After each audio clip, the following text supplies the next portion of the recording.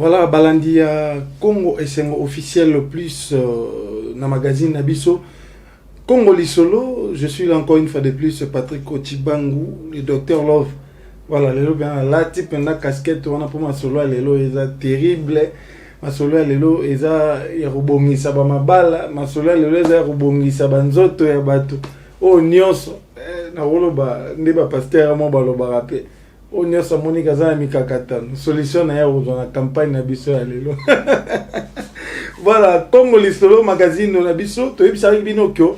Magazine ezaraka ba descente sur terrain eza lisolo donc elo rezo primé awa eza lisolo yango lelo na mokolo lelo to memeli bino formule mususu car na kata magazine na biso Congo Lisolo wapi tozo beta masolo ya impuissance sexuelle o wapi zo nyonga batu ebele bakanza on dirait impuissance sexuelle zara ya pas moi mobali ngana yo kaka maman to na plateau awa avant de présenter. Donc voilà, je m'en vais déjà pour la présenter, inviter Nabiso Mokona Lelo, comme on a maman Sylvie, Tchala, Mokonzia Force Plus, voilà, yemo. Après, voilà, maman Sylvie Mbote na. Mbote, papa Patrick. Oh, maman Mungongo, on va bien, j'espère. Oui, nous va bien par la grâce de Dieu et toi? Oui, ça va faire. Naïbi que yo sur le plateau Nabiso. Ma soeur ça va déjà bien. Vraiment. Voilà. Naba on est sur la nayo. Autant la caméra on est ça va tout. Maman Sylvie a nani. Voilà. Ok. Maman Sylvie mbote na bino nyoso balandi na biro bazolanda biso na minito na pesi ba congolais nyoso baza partout mokili mobimba pe awa nyoso bazali kolanda émission na biso na pesi bango nyoso mbote nga kombola nga mama Sylvie Tchala nazali médecin traditionnel na salaka ba produits naturels pour na malodo ba fatigue ba courbature ba faiblesse sexuelle manque d'appétit constipation na salaka pe ya mibali kisi ya ba dibidon ba sperme pour la mibali oyo azali susu na ba sperme belete et puis na salaka lisusu et puis eza na puissance te o ba mataka na ye ezali ya kolemba ekokaka kobota mwana te. J'ai aussi les produits et puis na basi oyo matrice na bango eza malili parce que ceux qui moi si matrice na ye eza malili moyen azoazemi ezate na zawana pour la kosunga ba o matrice na bango eza malili et puis ba trompe eza bouché bazana ba donc nazana kisi pour la kosokola ba matrice ba trompe ba bassin bisika nyoso mwana fanda ke puis ceux qui papa zoyo kayo lisusu elengite okomola mwasi kitoko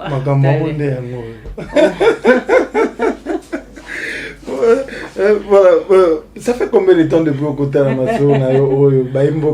maison partout dans le monde parce que chez nous ils ont tellement suivi dans mon kilo mobimba combien de temps au côté de la maison et puis motivation na yo nini pour se retrouver dans ma vraiment. Depuis na kuta na masolo oyo, ça fait 4 ans. Nazaki nanda kunanga ya libala na mobali nangai. Na banda koyeba kosala yango te. Na banda komona vision banzete. Ezo ilanga na vision olali sala boy lukanzete o sala boy. Et puis moi je négligeais n'abandonne nga kosala ngote pourquoi nazolo taka banzete boyeba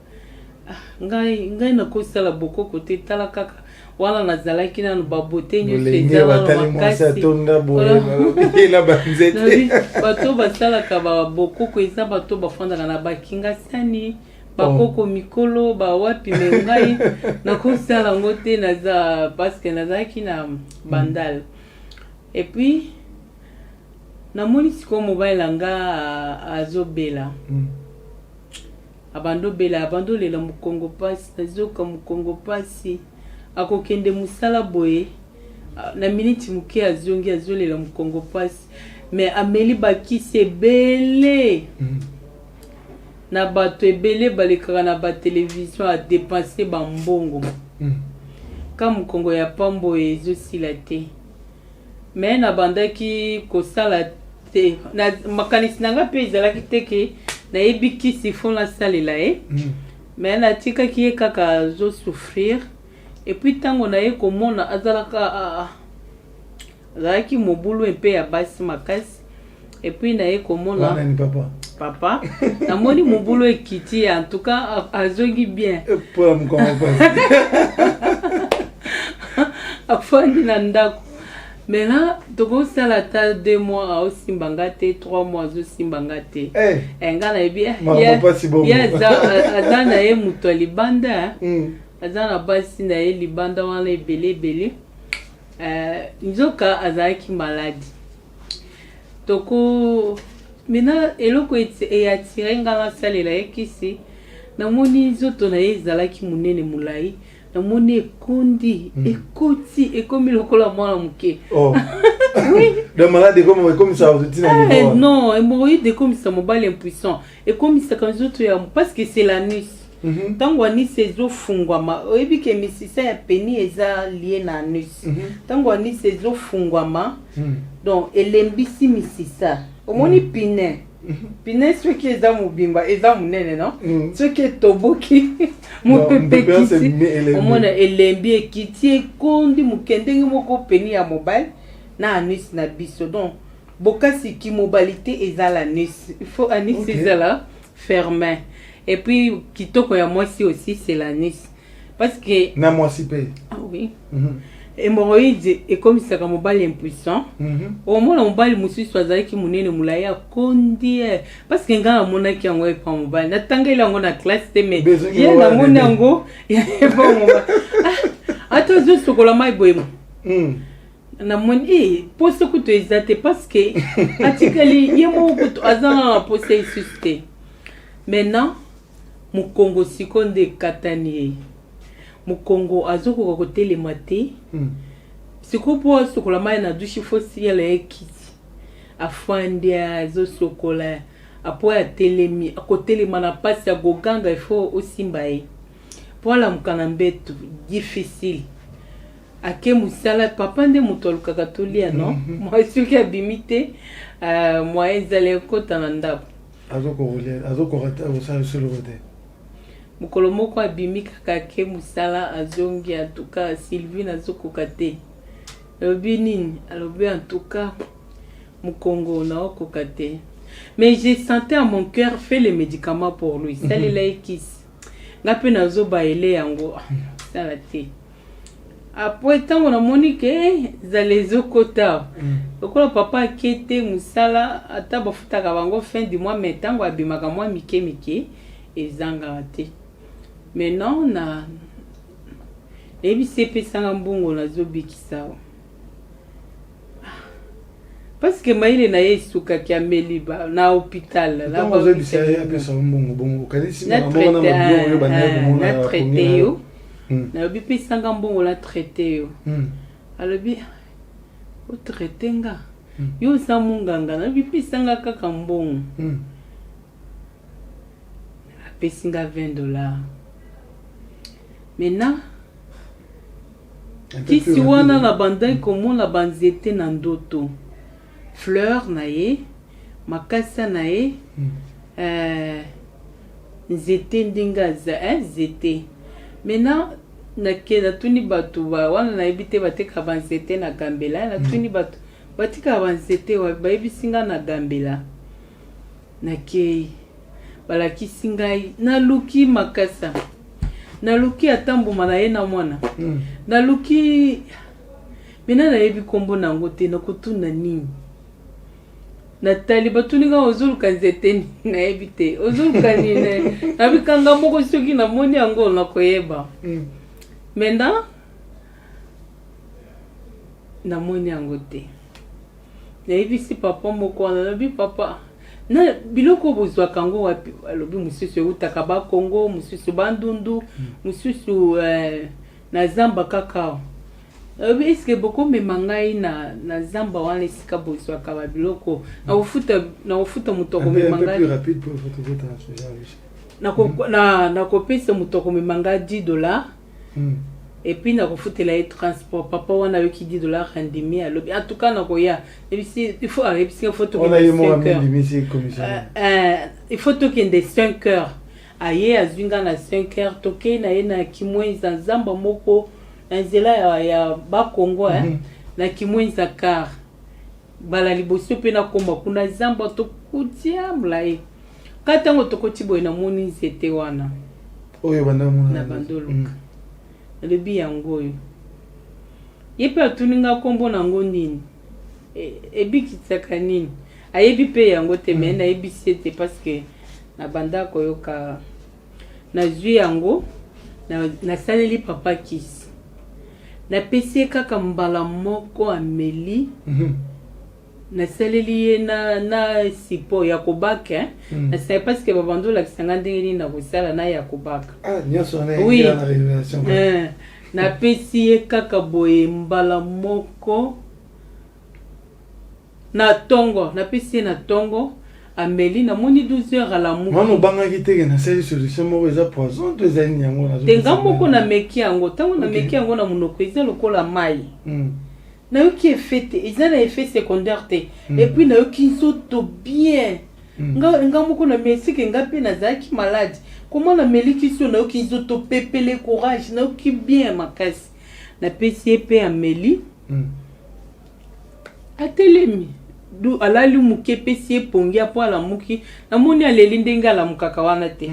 mbala moko alobi na obeta tour ake ko beta tour mais na tango tolali na ina buto alataki kilote yo mo sekila bon yo mo betel solo tolali na nazo alataki kilote nazo mona on dirait bazo fula mu pépin peni ozo mona ezotelemisa ezozonga ezonga munene nango normal na la musie nte ita alobi yo zando kisi oziwa comment okotika ngala souffrir tamula iboye ozana kisi ya boye bombelinga na bite bo obanga kite ko bongisi po azonga swa bani yona liba vraiment la banga kite azongi vraiment mobimba donc ye ezalaki kaka mbala moko abiki amela yango ka deux fois abiki na ye voilà quand il finit abiso penda impuissance sexuelle et où tarana no wapi penda Dieu ezala mobali ezala pas moi si source nango penda ezala nini parce que to ka bato ba robara que non ba jeune ba papa ba zaki na bo jeunesse ba bande ko leka na ba masturbation ba nini il y a moins de ça là impuissance sexuelle ba blora bon yo tant que tradi praticienne penza ya masolo en fait tout va poser toi ba balandinyo so Congo le solo ba impuissance sexuelle bena et hôtel wapi banela wapi na ba aliment na biso to ezali impuissance sexuelle mususu ezalaka ba infection mususu ezalaka surtout kolia petezolia bien te mais mingi c'est la nuit parce que nzoto na biso ndenge nzamba sali biso force na biso ya nzoto mobimba c'est la nuit anis nde eza bomoto bokasi ya moto eza anis yekoki koza polele te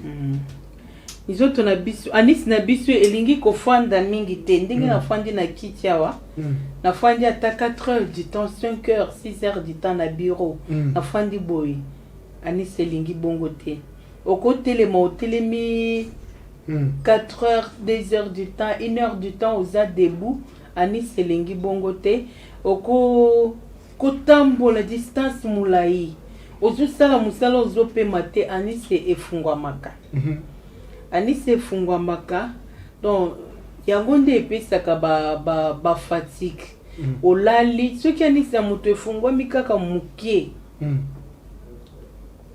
okoyoka nzoto kilo alali po alamuka na mbeto azokokola mukate po sakaka alala yango se manifeste pe que mutako musala bagage belé oui kasi azofunga mani se tikali polele ezobimisa mupepe ezobimisa mupepe siko tango azofunga mawana nde okoyoka mukongo pansi mutu musu mukongo ezosala pansi makolo kolenga ba genou kolenga ba chaleur na se ya makolo banzoto douleur mingai hémorroïde pesaka même mutu pasi koka mutu pasi même misu parce que misisa ya nzoto mobimba eza lié na anus anus wana partout nde omona mutu ayokaka makolo hémorroïde azoka makolo pasi azoka makolo kolenga mukongo pasi parce que tango tozongunzama na toilette chaleur ata ozana kive na eza propre mais chaleur wana tango ezokota biso na nzoto ekota biso na nzoto mupepe wana donc yango wana mutu akoyoka libumu pasi libumu ezolela lokola banyama maza banyama te donc c'est l'hémorroïde ce qui hormone mobile monsieur soit bando beta 2 coups moi 4 coups na hormone siena 3 akiti na 2 akiti na 1 akomi matindika mais tant que ba 3 4 wana mais on se tombe ça robot on se tombe ça ndenge nini maman Sylvie bongo mobali na bokasi na yako beta ta 4 coups non banda bututi tongo 4 coups donc à bututi tongo ah oui OK exacté au beti au pemi non il faut ce que beti 1 au pemi après au beti les sus au pemi les sus au beti les autres senga qui mobilité yango wana maintenant hémorroïde akiti saka maintenant ce que azo kiti sai anis azo fungwa ce qui ozalaki na 2 akiti na 3 au moins il azo fungwa makaka nde okoya komona okomi mobile akomi faiblesse eza makasi omona soki ka mateli mwasi boya koti mbala moko ekiti elali parce que simeza polele okomona ko mbela révélation boye mutamo on habite nga za lango ka normal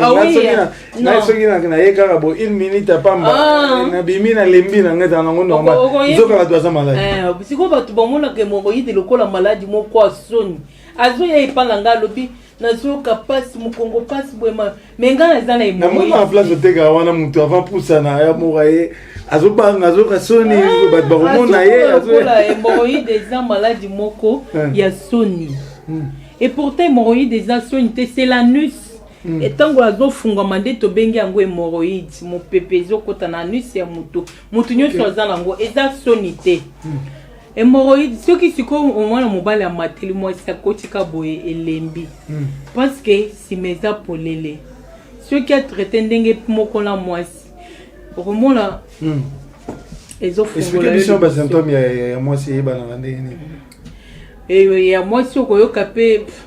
aisilisi nanu posa mobali ozana mwasi na yo na ndako ozoluka ye azolinga yo te okomona bosali ata soko ozosimba ye azolinga te parce que hémorroïde si saka posa ya mwasi ya mobali pas mwasi donc eza na boye moko te mais maladie eza en kati ko ani yebite oui et si ndezo si c'est posa ya mobali et si saka posa ya mobali ndenge moko pe si saka mobali posa ya mwasi biso pe si saka ni samo PM bitumansia et comme si bilo bambanda boy ah oui ndenge pe si saka posa ya mobali. Et puis ce que mobile azo simba et puis ça na kanda au moins mobile na yo boya koti ozoka kanda ola oui hémorroïde sala ka bongo au moins asimba yo te ozo soko et sala ka bongo ndenge moko pe mobile o basi musu baloba ngana yo ka na sentimental na sala ngo ka tika na sala oui maintenant tango azo sala azo si ça bongo posa liboso pe zo fungwa muke okomona azofungwa azosentir soki asokolaka bien na se ayebi ndenge azalaka akosentir changement ata mobali na ye okomona azosentir mwasi nanga ta mosusu azalaki mwa bien maintenant nazoyoka ye lisusu bien te maintenant na mibali mosusu akobanda kokima mwasi wana mwasi na ye ya ndako ata aza kitoko nde aotanga mafuta mais azoyoka kuna elenge eza te wana sikoyo abandi koluka libanda tu sais parce que mobile alingaka tango azoya epa na mwasi fo ayoka ye asentir nzoto etutana yo moko oseki baconseil parce que ebele basi bazalaka bonga sentiment na yokaka susu te mobali nanga vraiment nakokaka susu koyoka ye te nyonso azosala en tout cas mais ayebi te ke kati na ye maladie ezali yango ezorange bandeko toluka to se faire soigner na tie to eza teke na se retrouver pa maman Sylvia azoloba te nga azala ngai intact donc merci bayebi donc ye aza wana mobikisi na bino bamama bapapa oyo nyonso boza na baproblème ya impuissance sexuelle ndenge aexplike biso awa que mobali akoki kozala polele te oloba ino ngai naza champion na bagaz ngai soki concours entoura ngai nasala gaz makasi ozoyeba te ke gaz wana yango ezosilisa yo mpe ekoma mpe na niveau yango nde esalaka mpe kondisa penia ya mobali moroïde ekomisaka mobali impuissant ekondisaka peni parce que nsima eza tellement polele misisa elembi oyo ekomisaka ngo mokuse moke wana parce que nsima eza polele misisa ole ezala fort elembi ekomi omonaka mobali peni ekomi boye parce que misisa eza makasi te ekomi ne yo mama andema bolandi akongo lisolo voilà mais eza bato mosusu babangaka komela bakisi ya bokoko baloba eza mal dosé eza nini eleki na balabo te eleki na est-ce que yo okoma ntina niveau vraiment ya laboratoire bateste bakisi na yo bapesi yo mpenza ordre que non okoki koteka kisi oyo po ebele babangaka azwi kaka nzete asangisi me toyebi dozo ezalaka te wana ngai on a memi ba documenté na kanisi na memaki yango na télévision na bino omoni yango déjà baté analyse ya laboratoire tango na moni kisi na ngai ezobikisa parce que tango na bikisaki mobile nanga aki ko beteli solo na musala balobi obiki ndenge ni nalobi mwasi na mbadi ya batu na maladi wana après oya ye Amélie abiki akekoloba oya ye Amélie abiki akekoloba oya ye maintenant na komo yoka batu bazobenga nga partout mama oza wapi muninga nanga betelinga lisolo apesinga numéro na yo na melikisi na kuchi kaka mukepa na ye na melimbala moko alobi masa meka kisio amekisinga na zoluka aye na pesi oza wapi mena batu bakomo benga nga partout kisi yango moko esali publicité makasi ememi bato siko na tali na bando sala ngo na milangi ya vivre mais na banga ngala linga propre milangi oyo na bando zwaloba oyo nazomela na ndako na ngana bana ya mai etikali na che ou bien bandeko na kayo basomela mais na lokotaka te ou bien na somba ka bele bakenda na ba terrasse na ba ngana bando kusala bongo te parce que kiswana ngamoko nazomela mobali nanga pe bana pe bazomela bana oui mwana mke omela kiso ndenge nini zini mama zini mukolo moko nazosala yango nakolakisa ba image yo bana nanga bazomela kolakisa pe bango mukolo moko nazosala yango na kuchi na ndako na kuchi bébé nanga ya 3 ans atuki na verre Amélie katikati ya verre maintenant j'avais peur parce que eza lokola mai eza bololoté c'est eza kaka bongo eza lokola ji na moni mwana Amélie na bangi me na otalela mwana na moni eloko moko te na bana eloko na c'est que question na mwana muke azomela après oyo ya 4 ans asali fièvre na pesi na moni fièvre kiti mwana bando saka elongo na bo force ya mataka et comme les na ba te wana mataka te on est seulement ka mataka mususu na moni mwana fièvre esili ngamoko pe na meli na bando yo ka mwa fièvre na meli yango na ki fièvre c'est que kisio yo eza bien mais il faut na tester yango na laboratoire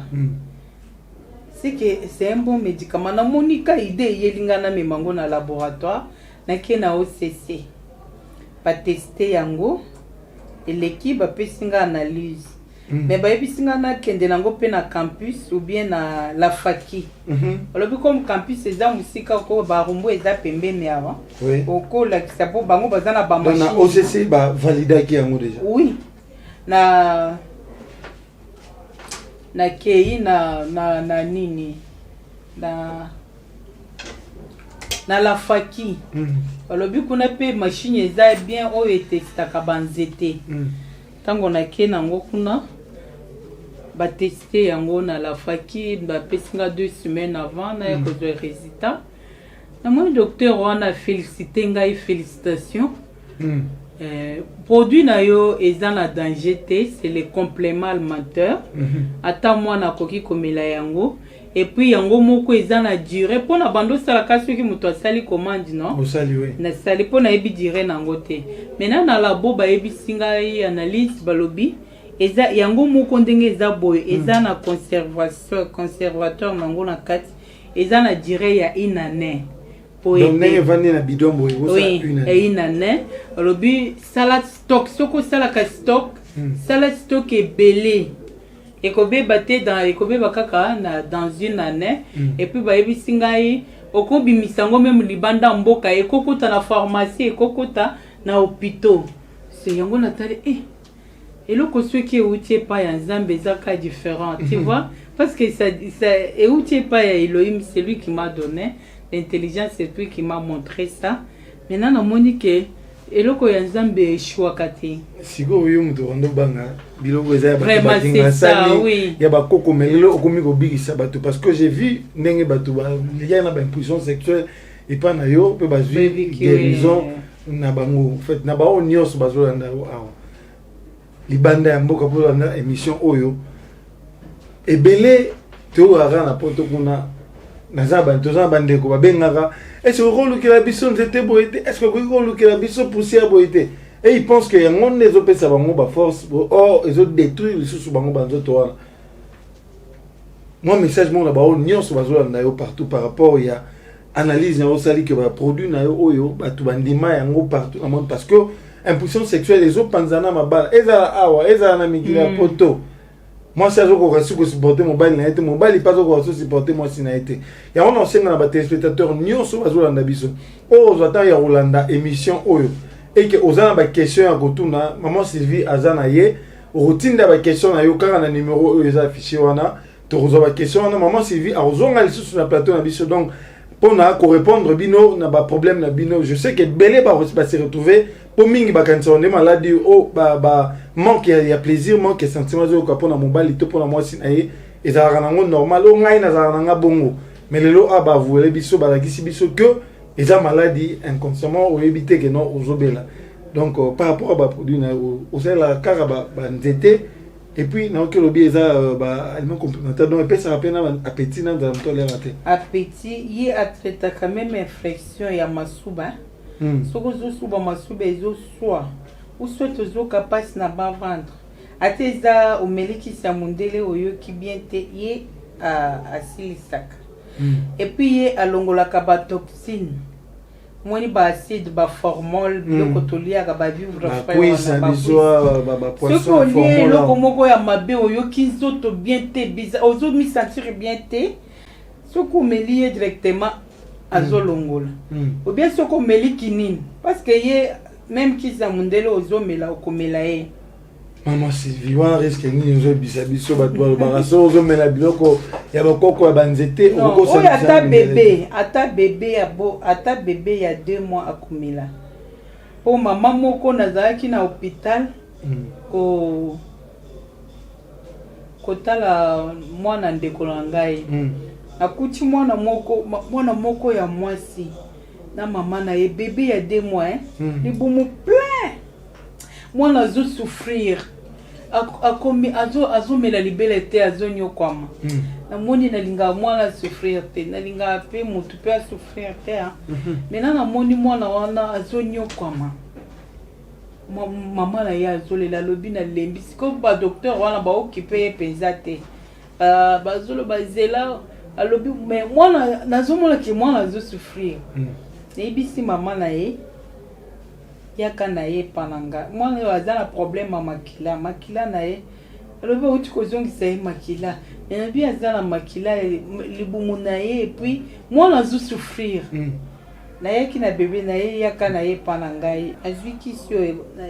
sengi kopo na ye ya mai amana ye azalaki na ngo apesi na pesi ye kisio na tie mwa ndambu na kopo na ye ebisi mama na ye Melissa mwana muke et puis nazwi poussière ya suppositoire o na sala kanango o ya kobaka yango moni ndenge na sali sous forme ya suppositoire eza boy maintenant poussière et limo na nzo tout ça et ce qui est traité bimaka ce qui est fondé ce qui est fondé travailler ce qui na bagi yo swanga ye tumbinga ya ceux qui au baki et soit caté et puis ceux qui fondé ou meli et traité et kosenga yo ebimo chimusu na zui poussière na ye nazaki nango na ndako na sangiseli ye na kisio na moko pona ye wana ebisi mama na ye Melissa afandi wana na ye na abandon Melissa mwana abandon Melissa mwana parce que j'avais la foi Elohim parce que c'est eloko nyonso utaka ipa nzambe ezalaka bien eboma mutu ekosala mabe na mutu te j'avais la confiance na pesi mwana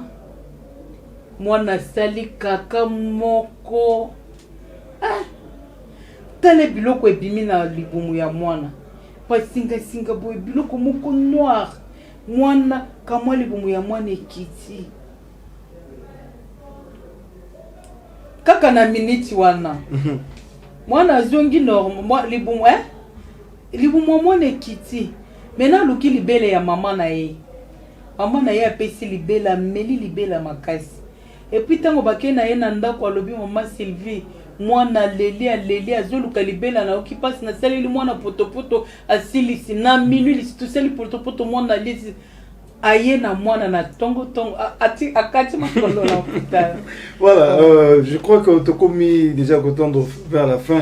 et émission Abisso. Na émission Oyo Congo Lisso Batbazola na yo partout dans le monde. Pendant 3 minutes, Mika vous expliquer par rapport à comment il faut battre les autres. On a été message européen ça bango parce que vous en à Kinshasa awa, je sais que va benga ka libanda ya mboka pe ba kisi et comme elle a rappelé bango et sikanyoso. Donc, ba nyos bazola ndayo pendant 2 minutes et demie au meki ko pesa bango message na. Alors na sengi bango ba onyoso bazola ndangai libanda mboka na biso. Ba kisi nange kindaka pe na mboka na libanda mboka mingi na tinda kango na poste. Puis bato tango na lekaka na RTNC na émission bato balandaka nga partout bapesa nga pe confiance batindelaka nga bambongo na bango na Western Union na Finlande na Allemagne na Angleterre partout na États-Unis pe na sina tindi kisi kuna 2 fois 3 fois batindelinga mbongo na tikaka bakisi na poste na tiki liquide lekaka te mais kisi nange lekaka liquide na poste elekaka na poste.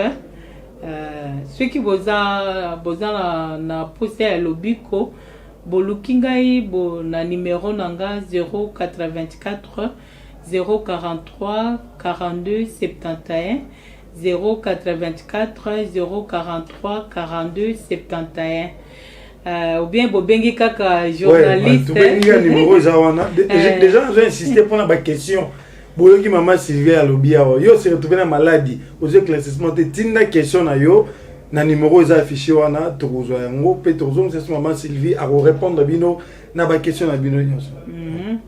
yango wana na sengi bino bosala confiance na force plus nayebi ke boza décourager na ba médecine traditionnelle parce que ba charlatan bato ebele baza décourager maintenant ata moni lobi kisi ya solo azomona nga koka lokola ba faux parce que bakusi bato mingi alors nayebi bino bopesanga bosala entretien na nzoto na bino na force plus ata ozobela te pour la bien faut que ça la kango entretien et kolongola pe ba maladie musika na yo et ko banda ko protéger yo bande ko bazan la souci ya ko bota yo moi so lingo ozala bien hein ozala vraiment mobile na yo kelengi hein bolukingai bo bengi nga na numéro bien bo bengi Patrick tozana aya que si quand naza tout le temps tozana parce que si quand naza pe naza na immeuble eza oui niveau likolo moko connexion eza passe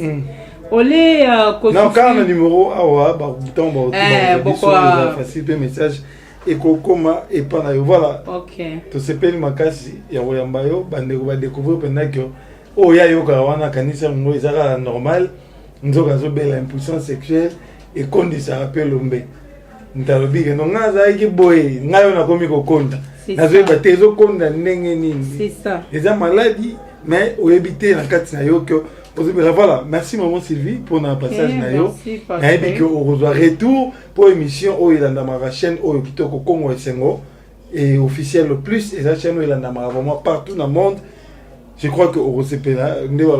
vous aurez les retombées. Voilà, merci beaucoup. Merci beaucoup à celui qu'on appelle le Charles Stone Kabouika, le Mbingazor depuis Lubumbashi, grand frère Charles Stone Kabouika. Hein, le Mbingazor depuis Lubumbashi, n'a pas sur beauté. Nicole Luka ou na France, on appelle sur beauté madame Nicole Luka ou Nzambe ya beauté na Chartres. Voilà, en France, c'est un peu sur beauté. Ici, le PDG Edo Kambale, la valeur sur EK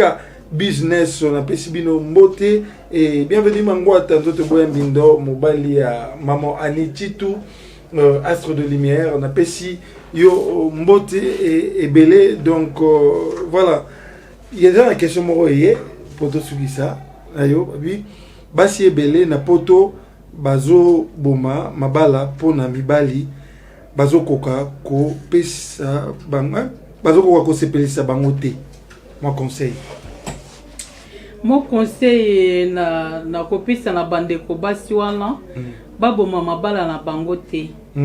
parce que nzoto mema ope mibali ebele mema ezaka kana poto te pe na Kinshasa parce que ngana za munganga na za na domaine wana nazo yamba meme na ba jeune o babali na noter zolo ba mère lokolanga ezoteli maïsuste donc c'est moi c'est azo ka sentiment te bazo panza libala pour mbala zo ko oui il faut ko sombela mobali na yo force plus et puis ko zala nango mingi na ndako ata ya suppositoire parce que na poto bazo travailler pe mingi parce que musala wana ndezo boma na ba malili wana ezakuna yango ekomisaka mobali si saka mobali fort ko panza libala oui yango ko panza libala na yote va pa mama libala eza passe faut ko batela mobali na yo ko faire soigner ye omoninga na bongiseki mobali na ngai ngamoko na bongisi parce que nayokela na zoyekela mibali mawa parce que mobali akozala na kamoko na mobali na ngai maintenant moi c'est ko kanisa kaka soki ayebi aza munganga te parce que mobali na ngai aza na chance parce que ngai na za munganga et puis nzamba komisinga munganga et pa na ye na bikisi mena pasi mususu mibala baza ba minganga te ba yebi hémorroïde te c'est quoi et puis mobali wana yebite eloko nini ezoko mususu ko senga ba délivrance néglige et pourtant ezali kambo ya délivrance te ezali kambo ya ko se soigner et surtout na poto surtout malili mingi ezala poto. Et puis, ceux qui a coûté mobile wana la ba impuissance wana ou soit na ba faiblesse wana ako changer les sous ako bandaka ko changer ti wapi okozwa pepe OK koko esika moko ya mabe babomi ou bien ozwi maladie mabe okufi et conseil na kopesa bandeko basi okoboma mobali kokoboma libala te pona likambo ya faiblesse sexuelle ou bien impuissance sexuelle te. Parce que moi je suis là maintenant avec vous. Na memeli bino solution na bandeko nyonso ya basi ya poto na mibali o bazo souffrir. Parce que tant bandeko mibali bazo koma ba impuissance ba faiblesse wana ezaka kape bangote. Na biso basi pe.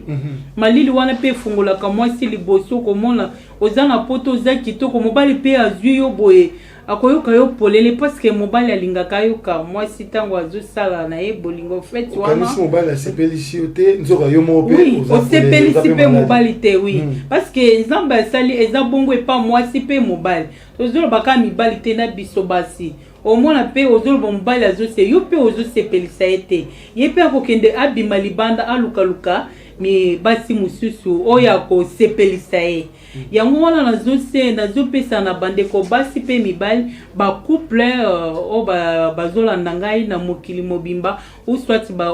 bazali awa en tout cas bokoboma libala na bino te parce que moi je suis là avec vous na kobanda ko solola na bino ko pesa bino conseil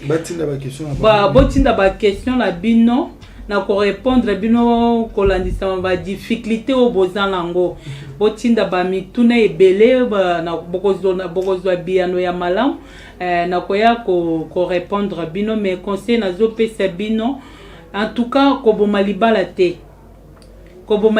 parce que baka wana mema wana Kinshasa tozana moi eza mingi yo moko ya kesika na tekaka na la promotion ya produit okutaka ba jeune ndenge bazolela wana bamusu bazo témoigner azo be ba jeune ouais bazo témoigner et puis ba jeune mingi bazoya parce que c'est comme l'épidémie